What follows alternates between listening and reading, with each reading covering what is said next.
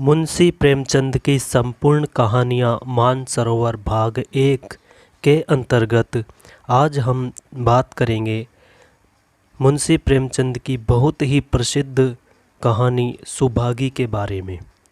और लोगों के यहाँ चाहे जो होता हो, तुलसी में तो अपनी लड़की सुभागी को लड़के रामू से जो भर भी कम प्यार न करते थे। रामू जवान होकर भी काठ का उल्लू था। सुभागी 11 साल की बालिका होकर भी घर के काम में इतने चतुर और खेतीबाड़ी के काम में इतनी निपुण थी कि उसकी माँ लक्ष्मी दिल से डरती रहती कि कहीं लड़की पर देवताओं की आंख न पड़ जाए। अच्छे बालकों से भगवान को भी तो प्रेम है, कोई सुभागी का बखान न करे, इसलिए वह अनायास ही उसे डांटती रहती थी। बखान से लड़के बिगड़ जाते हैं, यह भय तो न था, भय था नज़र का। वही सुभागी आज 11 साल की उम्र में विधवा हो गई। घर में कोहराम मचा हुआ था। लड़की पछाड़े खाती थी, तुलसी सिर पीटते थे। उन्हें रोते देखकर सुभागी भी रोती थी। बार बार माँ से पूछती, क्यों रोती हो अम्मा, मैं तुम्हें छोड़कर कहीं न जाऊंगी, तुम क्यों रोती हो। उसकी भोली बातें सुनकर माता का दिल और भी फटा जाता था। वह सोचती थी, ईश्वर तुम्हारी यही लीला है, जो खेल खेलते हो वह दूसरों को दुख देकर। ऐसा तो पागल करते हैं। आदमी पागलपन करे तो उसे पागल खाने भेजते हैं, मगर तुम जो पागलपन करते हो उसका कोई दंड नहीं। ऐसा खेल किस काम का कि दूसरे रोए और तुम हंसो। तुम्हें तो लोग दयालु कहते हैं, यही तुम्हारी दया है। और सुभागी सोच रही थी कि उसके पास कोठरी भर रुपए होते तो वह उन्हें छिपा कर रख देती। फिर एक दिन चुपके से बाजार चली जाती और अम्मा के लिए अच्छे अच्छे कपड़े लाती। दादा जब बाकी मांगने आते तो चट रुपए निकाल कर दे देती। अम्मा दादा कितने खुश होते। जब सुभागी जवान हुई तो लोग तुलसी मेहतो पर दबाव डालने लगे कि लड़की का घर कहीं कर दो। जवान लड़की का यूं फिरना ठीक नहीं। जब हमारी बिरादरी में इसकी कोई निंदा नहीं है तो क्यों सोच विचार करते हो। तुलसी ने कहा, भाई मैं तो तैयार हूँ, लेकिन जब सुभागी भी माने, वह किसी तरह राजी नहीं होती। हरिहर ने सुभागी को समझाकर कहा, बेटी हम तेरे ही भले को कहते हैं, माँ बाप अब बूढ़े हुए, उनका क्या भरोसा, तुम इस तरह कब तक बैठी रहोगी। सुभागी ने सिर झुकाकर कहा, चाचा मैं तुम्हारी बात समझ रही हूँ, लेकिन मेरा मन घर करने को नहीं कहता। मुझे आराम की चिंता नहीं है, मैं सब कुछ झेलने को तैयार हूँ और जो काम तुम कहो वह सिर आँखों के बल करूँगी, मगर घर बसाने को मुझसे ना कहो। जब मेरा चाल कुचाल देखना तो मेरा सिर काट लेना। अगर मैं सच्चे बाप की बेटी हूँ तो बात की भी पक्की होंगी। फिर लज्जा रखने वाले तो भगवान है, मेरी क्या हस्ती है कि अभी कुछ कहूँ। उजड़ रामू बोला, तुम अगर सोचती हो कि भैया कमाएंगे और मैं बेटी मौज करूँगी तो इस भरोसे न रहना। यहाँ किसी ने जन्म भर का ठेका नहीं ले रखा है। रामू की दुल्हन रामू से भी 2 उंगली ऊंची थी। मटक कर बोली, हमने किसी का कर्ज थोड़े ही खाया कि जन्म भर बैठे भरा करे। यहाँ तो खाने की भी महीने चाहिए, पहनने को भी महीने चाहिए। यह हमारे बूते की बात नहीं। सुभागी ने गर्व से भरे हुए स्वर में कहा, भाभी मैंने तुम्हारा आसरा कभी नहीं किया और भगवान ने चाहा तो कभी करूँगी भी नहीं। तुम अपने देखो, मेरी चिंता न करो। रामू की दुल्हन को जब मालूम हो गया कि सुभागी घर न करेगी तो और भी उसके सिर हो गई। हमेशा एक न एक कुचड़ लगाए रहती।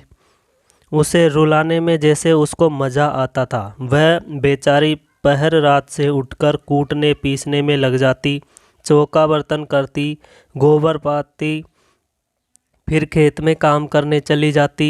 दोपहर को आकर जल्दी जल्दी खाना पकाकर सबको खिलाती। रात को कभी माँ के सिर में तेल डालती, कभी उसकी देह दबाती। तुलसी को कोई काम न करने देती, हाँ भाई को न रोकती। सोचती यह तो जवान आदमी है, यह काम न करेंगे तो गृहस्थी कैसे चलेगी। मगर रामू को यह बुरा लगता। अम्मा और दादा को तिनका तक नहीं उठाने देती और मुझे पीसना चाहती है। यहाँ तक कि एक दिन वह जामे से बाहर हो गया।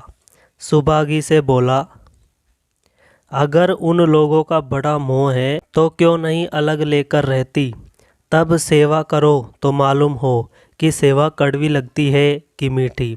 दूसरों के बल पर वाहवाही लेना आसान है, बहादुर वह है जो अपने बल पर काम करे। सुबागी ने तो कुछ जवाब न दिया। बात बढ़ जाने का भय था, मगर उसके माँ बाप बैठे सुन रहे थे। मैं तो से न रहा गया। बोले, क्या है रामू, उस गरीबन से क्यों लड़ते हो। रामू पास आकर बोला, तुम क्यों बीच में कूद पड़े।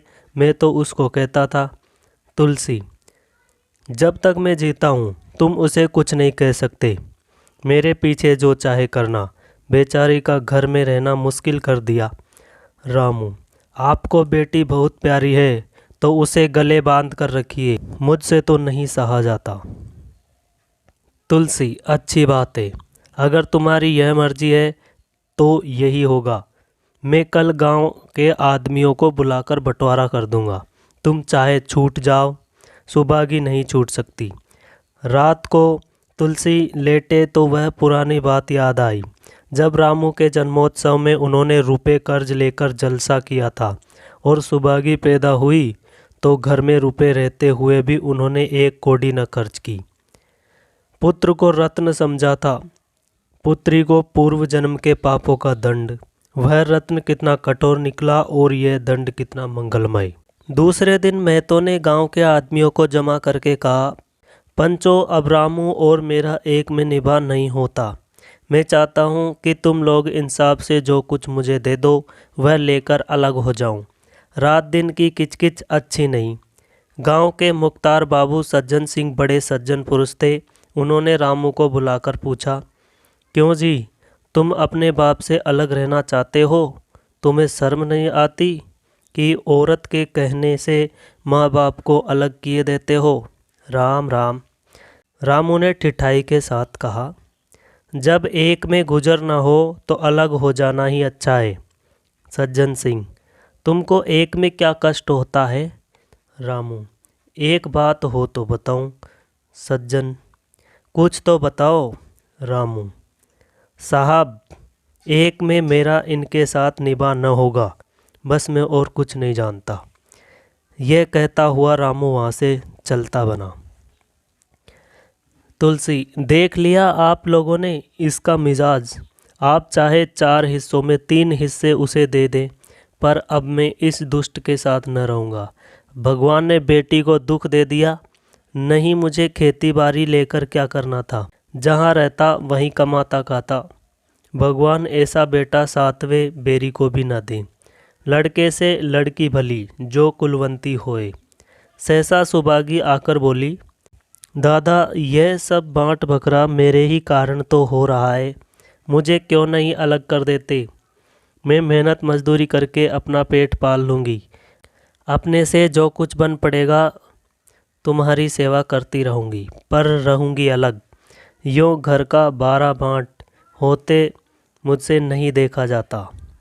मैं अपने माथे यह कलंक नहीं लेना चाहती। तुलसी ने कहा, बेटी, हम तुझे न छोड़ेंगे, चाहे संसार छूट जाए। रामू का मैं मुंह नहीं देखना चाहता, उसके साथ रहना तो दूर रहा। रामू की दुल्हन बोली, तुम किसी का मुंह नहीं देखना चाहते तो हम भी तुम्हारी पूजा करने को व्याकुल नहीं है। मैं तो दांत पीसते हुए उठे कि बहू को मारे, मगर लोगों ने पकड़ लिया। बंटवारा होते ही मैं तो और लक्ष्मी को मानो पेंशन मिल गई। पहले तो दोनों सारे दिन सुबागी के मना करने पर भी कुछ न कुछ करते ही रहते थे, पर अब उन्हें पूरा विश्राम था। पहले दोनों दूध घी को तरसते थे। सुभागी ने कुछ रुपए बचाकर एक भैंस ले ली। बूढ़े आदमियों की जान तो उनका भोजन है। अच्छा, भोजन न मिले तो वे किस आधार पर रहें? चौधरी ने बहुत विरोध किया। कहने लगे, घर का काम यूं ही क्या कम है कि तू वह नया झंझट पाल रही है? सुभागी उन्हें बहलाने के लिए कहती, दादा, दूध के बिना मुझे खाना अच्छा नहीं लगता। लक्ष्मी ने हंसकर कहा, बेटी, तू झूठ कब से बोलने लगी? कभी दूध हाथ से तो छूती नहीं। खाने की कौन कहे? सारा दूध हम लोगों के पेट में ठूंस देती है। गांव में जहां देखो सबके मुंह से सुभागी की तारीफ। लड़की नहीं देवी है, 2 मर्दों का काम भी करती है, उस पर माँ बाप की सेवा भी किए जाती है। सज्जन सिंह तो कहते यह उस जन्म की देवी है, मगर शायद महतो को यह सुख बहुत दिन तक भोगना न लिखा था। 7-8 दिन से महतो को जोर का जोर चढ़ा हुआ था। देह पर कपड़े का तार भी नहीं रहने देते। लक्ष्मी पास बैठी रो रही थी। सुभागी पानी लिए खड़ी है। अभी एक क्षण पहले महतो ने पानी मांगा था, पर जब तक वह पानी लावे उनका जी डूब गया और हाथ पांव ठंडे हो गए। सुभागी उनकी दशा देखते ही रामू के घर गई और बोली, भैया चलो, देखो आज दादा न जाने कैसे हुए जाते हैं, 7 दिन से ज्वर नहीं उतरा। रामू ने चारपाई से लेटे लेटे कहा, तो क्या मैं डॉक्टर हकीम हूँ कि देखने चलूँ? जब तक अच्छे थे तब तक तो तुम उनके गले का हार बनी हुई थी, अब जब मरने लगे तो मुझे बुलाने आई हो। उसी वक्त उसकी दुल्हन अंदर से निकल आई और सुभागी से पूछा, दादा को क्या हुआ है दीदी? सुभागी के पहले रामू बोल उठा, हुआ क्या है? अभी कोई मरे थोड़ी ही जाते। सुभागी ने फिर उससे कुछ न कहा, सीधे सज्जन सिंह के पास गई। उसके जाने के बाद रामू हंसकर स्त्री से बोला, त्रिया चरित्र इसी को कहते हैं। स्त्री, इसमें त्रिया चरित्र की कौन बात है? चले क्यों नहीं जाते? रामू, मैं नहीं जाने का। जैसे उसे लेकर अलग हुए थे वैसे उसे लेकर रहे, मर भी जाए तो न जाऊं। स्त्री हंसकर, मर जाएंगे तो आग देने तो जाओगे, तब कहाँ भागोगे? रामू, कभी नहीं, सब कुछ उनकी प्यारी सुभागी कर लेगी। स्त्री, तुम्हारे रहते वह क्यों करने लगी? रामू, जैसे मेरे रहते उसे लेकर अलग हुए और कैसे? स्त्री, नहीं जी, यह अच्छी बात नहीं है, चलो देख आवें। कुछ भी हो बाप ही तो है, फिर गांव में कौन मुंह दिखाओगे? रामू, चुप रहो, मुझे उपदेश मत दो। उधर बाबू साहब ने ज्यों ही महतो की बात सुनी तुरंत सुभागी के साथ भागे चले आए। यहाँ पहुँचे तो महतो की दशा और ख़राब हो चुकी थी। नाड़ी देखी तो बहुत धीमी थी, समझ गए कि जिंदगी के दिन पूरे हो गए। मौत का आतंक छाया हुआ था। सजल नेत्र होकर बोले, महतो भाई कैसा जी है? महतो जैसे नींद से जागकर बोले, बहुत अच्छा है भैया, अब तो चलने की बेला है। सुभागी के पिता अब तुम ही हो, उसे तुम ही को सौंपे जाता हूँ। सज्जन सिंह ने रोते हुए कहा, भैया मैं तो घबराओ मत, भगवान ने चाहा तो तुम अच्छे हो जाओगे। सुभागी को तो मैंने हमेशा अपनी बेटी समझा है और जब तक जीऊँगा ऐसा ही समझता रहूँगा।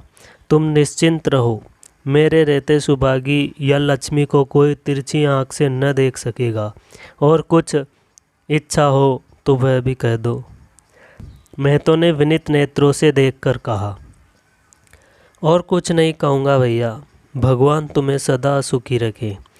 सज्जन, रामू को बुलाकर लाता हूँ, उससे जो भूल चूक हो क्षमा कर दो।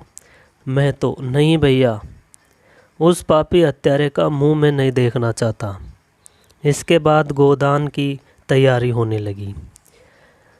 रामू को गांव भर ने समझाया, पर वह अंत्येष्टि करने पर राजी न हुआ। कहा, जिस पिता ने मरते समय मेरा मुंह देखना स्वीकार नहीं किया, वह मेरा न पिता है न मैं उसका पुत्र हूँ। लक्ष्मी ने दाह क्रिया की। इन थोड़े से दिनों में सुभागी ने न जाने कैसे रुपए जमा कर लिए थे कि जब तेरही का सामान आने लगा तो गांव वालों की आंखें खुल गई। बर्तन, कपड़े, घी, शक्कर सभी सामान इफरात से जमा हो गए। रामू देख देख जलता था और सुभागी उसे जलाने के लिए सबको यह सामान दिखाती। लक्ष्मी ने कहा, बेटी घर देखकर खर्च करो, अब कोई कमाने वाला नहीं बैठा है, आप ही कुआं खोदना और पानी पीना है। सुभागी बोली, बाबूजी का काम तो धूमधाम से ही होगा अम्मा, चाहे घर रहे या जाए, बाबूजी फिर थोड़े ही आवेंगे। मैं भैया को दिखाना चाहती हूँ कि अबला क्या कर सकती है। वह समझते होंगे इन दोनों के किए कुछ न होगा, उनका यह घमंड तोड़ दूंगी। लक्ष्मी चुप हो रही। तेरही के दिन 8 गांव के ब्राह्मणों का भोज हुआ। चारों तरफ वाहवाही मच गई। पिछले पहर का समय था, लोग भोजन करके चले गए थे। लक्ष्मी थक कर सो गई थी। केवल सुभागी बची हुई चीज़ें उठा उठा कर रख रही थी कि ठाकुर सज्जन सिंह ने आकर कहा, अब तुम भी आराम करो बेटी, सवेरे यह सब काम कर लेना। सुभागी ने कहा, अभी थकी नहीं हूँ दादा, आपने जोड़ लिया कुल कितने रुपए उठे? सज्जन सिंह बोला, वह पूछकर क्या करोगी बेटी? सुभागी, कुछ नहीं, यूँ ही पूछती थी। सज्जन सिंह, कोई 300 रुपये उठे होंगे। सुभागी ने सकसाते हुए कहा, मैं इन रुपयों की देनदार हूँ। सज्जन सिंह, तुमसे तो मैं मांगता नहीं, मैं तो मेरे मित्र और भाई थे, उनके साथ कुछ मेरा भी तो धर्म है। सुभागी बोली, आपकी यही दया क्या कम है कि मेरे ऊपर इतना विश्वास किया, मुझे कौन 300 रुपये देता। सज्जन सिंह सोचने लगे, इस अबला की धर्म बुद्धि का कहीं वार पार भी है या नहीं। लक्ष्मी उन स्त्रियों में थी जिनके लिए पति वियोग जीवन स्रोत का बंद हो जाना है। 50 वर्ष के चिर सहवास के बाद अब यह एकांत जीवन उसके लिए पहाड़ हो गया। उसे ज्ञात हुआ कि मेरी बुद्धि, मेरा बल, मेरी सुमति मानो सबसे मैं वंचित हो गई। उसने कितनी बार ईश्वर से विनती की थी मुझे स्वामी के सामने उठा लेना, मगर उसने यह विनती स्वीकार नहीं की। मौत पर अपना काबू नहीं तो क्या जीवन पर भी काबू नहीं है? वह लक्ष्मी जो गांव में अपनी बुद्धि के लिए मशहूर थी, जो दूसरों को सीख दिया करती थी, अब वही बोराही सी हो गई। सीधी सी बात करते नहीं बनती। लक्ष्मी का दाना पानी उसी दिन से छूट गया। सुभागी के आग्रह पर चौके में जाती, मगर कोर कंठ के नीचे न उतरता। 50 वर्ष हुए, एक दिन भी ऐसा न हुआ कि पति के बिना खाए खुद खाया हो। अब उस नियम को कैसे तोड़ें? आखिर उसे खांसी आने लगी। दुर्बलता ने जल्द ही खाट पर डाल दिया। सुभागी अब क्या करें? ठाकुर साहब के रुपए चुकाने के लिए दिलो जान से काम करने की ज़रूरत थी। यहाँ माँ बीमार पड़ गई। अगर बाहर जाए तो माँ अकेली रहती, उनके पास बैठे तो बाहर का काम कौन करे? माँ की दशा देखकर सुभागी समझ गई कि इनका परवाना भी आ पहुँचा है। महतो को भी यही ज्वर था। गांव में और किसे फुर्सत थी कि दौड़ धूप करता। सज्जन सिंह दोनों वक्त आते, लक्ष्मी को देखते और दवा देते, सुभागी को समझाते और चले जाते, मगर लक्ष्मी की दशा बिगड़ती जाती थी। यहाँ तक कि 15वें दिन वह भी संसार से सिधार गई। अंतिम समय रामू आया और उसके पैर छूना चाहता था, पर लक्ष्मी ने उसे ऐसी झिड़की दी कि वह उसके समीप न जा सका। सुभागी को उसने आशीर्वाद दिया, तुम्हारी जैसी बेटी पाकर तर गई, मेरा क्रियाकर्म तू ही करना। मेरी भगवान से यही अर्जी है कि उस जन्म में भी तुम मेरी कोख पवित्र करो। माता के देहांत के बाद सुभागी के जीवन का केवल एक ही लक्ष्य रह गया था, सज्जन सिंह के रुपए चुकाना। 300 रुपये पिता के क्रियाक्रम में लगे थे और लगभग 200 माता के काम में लगे। 500 का ऋण था और उसकी अकेली जान, मगर वह हिम्मत न हारती थी। 3 साल तक सुभागी ने रात को रात और दिन को दिन न समझा। उसकी कार्य शक्ति और पौरुष देखकर लोग दांतों तले उंगली दबाते थे। दिन भर खेतीबाड़ी का काम करने के बाद वह रात को 4-4 पसेरी आटा पीस डालती। 30वें दिन 15 रुपये लेकर वह सज्जन सिंह के पास पहुंच जाती। इसमें कभी नागा न पड़ता। यह मानो प्रकृति का अटल नियम था। अब चारों ओर से उसकी सगाई के पैगाम आने लगे। सभी उसके लिए मुंह फैलाए हुए थे। जिसके घर सुभागी जाएगी उसके भाग्य फिर जाएंगे। सुभागी यही जवाब देती, अभी वह दिन नहीं आया। जिस दिन सुभागी ने आखिरी किस्त चुकाई उस दिन खुशी का ठिकाना न था। आज उसके जीवन का कठोर व्रत पूरा हो गया। वह चलने लगी तो सज्जन सिंह ने कहा, बेटी तुमसे मेरी एक प्रार्थना है। कहो। कहूँ? कहो ना। कहूँ मगर वचन दो कि मानोगी। सुभागी ने कृतज्ञ भाव से देखकर कहा, दादा आपकी बात न मानूंगी तो किसकी बात मानूंगी। मेरा तो रोया रोया आपका गुलाम है। सज्जन सिंह, अगर तुम्हारे मन में यह भाव है तो मैं न कहूँगा। मैंने अब तक तुमसे इसलिए नहीं कहा कि तुम अपने को मेरा देनदार समझ रही थी। अब रुपए चुक गए, मेरा तुम्हारे ऊपर कोई एहसान नहीं है, रत्ती भर भी नहीं। बोलो। कहूँ? सुभागी, आपकी जो आज्ञा हो। सज्जन सिंह, देखो इनकार न करना, नहीं मैं फिर तुम्हें अपना मुंह न दिखाऊंगा। सुभागी, क्या आज्ञा है? सज्जन सिंह, मेरी इच्छा है कि तुम मेरी बहू बनकर मेरे घर को पवित्र करो। मैं जात पात का कायल हूँ मगर तुमने मेरे सारे बंधन तोड़ दिए। मेरा लड़का तुम्हारे नाम का पुजारी है। तुमने उसे बाहर देखा है। बोलो मंजूर करती हो? सुभागी, दादा इतना सम्मान पाकर पागल हो जाऊंगी। सज्जन सिंह, तुम्हारा सम्मान भगवान कर रहे हैं बेटी।